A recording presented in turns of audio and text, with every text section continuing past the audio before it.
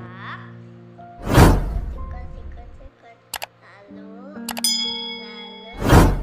bilas air yang mengalir. Assalamualaikum warahmatullahi wabarakatuh. Hai, apa kabar adik-adik hebat di seluruh Indonesia? Masih tetap semangat kan untuk belajar? Semoga selalu sehat dan semakin disayang Allah Subhanahu wa ta'ala. Alhamdulillah, pada kesempatan kali ini kita berjumpa kembali dalam video pembelajaran pendidikan agama Islam dan budi pekerti kelas 5. Sebelum kita belajar, mari kita berdoa terlebih dahulu ya. Bismillahirrahmanirrahim. Rabbi zidni ilman warzuqni fahma wa qalban khashi'an wa amalan mutaqabbala. Amin ya rabbal alamin. Baiklah adik-adik, pada video pembelajaran kali ini kita akan belajar pembelajaran ke-7, yakni mari mengenal Rasul-Rasul Allah Subhanahu wa ta'ala. Dan subbab pertama yang akan kita bahas adalah makna beriman kepada Rasul Allah.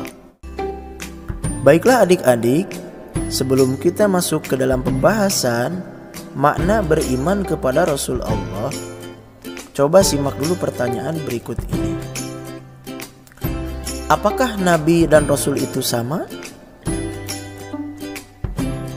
Nah, Nabi adalah seorang laki-laki yang diberi wahyu oleh Allah Subhanahu wa ta'ala untuk dirinya sendiri dan tidak diperintah untuk menyampaikan kepada umatnya. Sedangkan Rasul adalah seorang laki-laki yang diberi wahyu oleh Allah Subhanahu wa ta'ala untuk dirinya sendiri dan diperintahkan untuk menyampaikan kepada umatnya.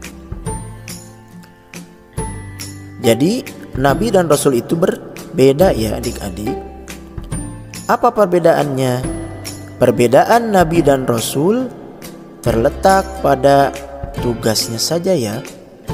Yakni kalau Nabi tidak diperintah, sedangkan Rasul diperintah untuk menyampaikan wahyu Allah Subhanahu wa ta'ala kepada umatnya.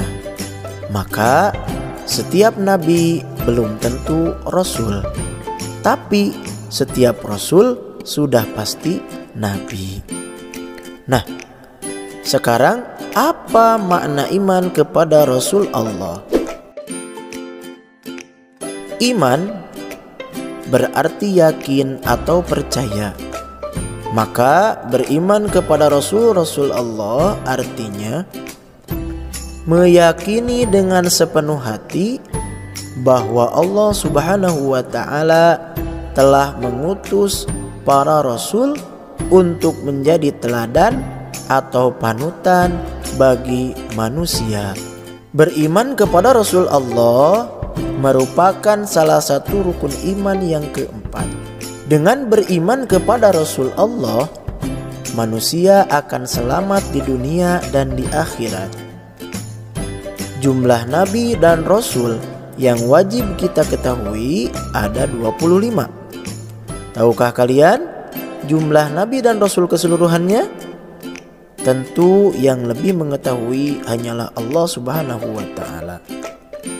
Namun berkaitan dengan jumlah Nabi dan Rasul tersebut, Nabi Muhammad SAW menyebutkan dalam hadisnya yang artinya sebagai berikut.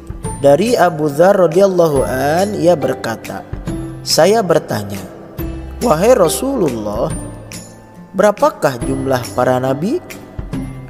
Beliau menjawab, jumlah para nabi sebanyak 124.000 orang. dan di antara mereka yang termasuk Rasul sebanyak 315 orang. Hadis riwayat Ahmad. Berdasarkan hadis di atas, telah jelaslah bahwa jumlah nabi ada 124.000. Di antara jumlah tersebut ada para rasul, yaitu 315 orang. Yang disebut dalam Al-Quran berjumlah 25 orang.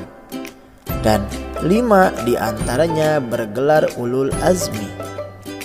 Apa itu ulul azmi? Insya Allah nanti kita bahas pada video berikutnya ya. Adapun yang 25 nabi dan rasul itu adalah 1. Nabi Adam alaihi salam, 2. Nabi Idris alaihi salam, 3. Nabi Nuh alaihi salam, 4. Nabi Hud alaihi salam, 5. Nabi Saleh alaihi salam, 6. Nabi Ibrahim alaihi salam, 7. Nabi Lut alaihi salam, 8. Nabi Ismail alaihi salam, 9. Nabi Ishak alaihi salam, 10. Nabi Yakub alaihi salam, 11. Nabi Yusuf alaihi salam, 12. Nabi Ayub alaihi salam, 13. Nabi Su'aib alaihi salam, 14. Nabi Musa alaihi salam, 15. Nabi Harun alaihi salam, 16. Nabi Zulkifli alaihi salam, 17. Nabi Daud alaihi salam, 18. Nabi Sulaiman alaihi salam, 19. Nabi Ilyas alaihi salam, 20. Nabi Ilyasa alaihi salam, 21. Nabi Yunus alaihi salam, 22. Nabi Zakaria alaihi salam, 23. Nabi Yahya alaihi salam, 24. Nabi Isa alaihi salam, 25. Nabi Muhammad sallallahu alaihi wasallam. Nah, dalam Islam mengajarkan bahwa Nabi Muhammad sallallahu alaihi wasallam adalah rasul yang terakhir yang diutus Allah Subhanahu wa taala.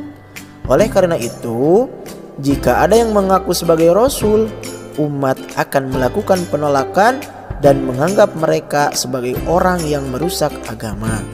Nah, itulah nama-nama nabi ya adik-adik. Jangan lupa dihafalkan ya, supaya kita mendapat pahala dari Allah Subhanahu wa taala. Sikapku, aku yakin dengan keberadaan nabi dan rasul Allah Subhanahu wa taala.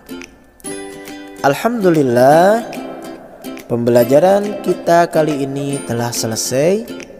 Semoga bermanfaat dan menjadi ilmu yang berguna bagi kita semua. Mohon maaf kalau ada kesalahan dalam penyampaiannya ya adik-adik. Billahi taufik wal hidayah. Wassalamualaikum warahmatullahi wabarakatuh.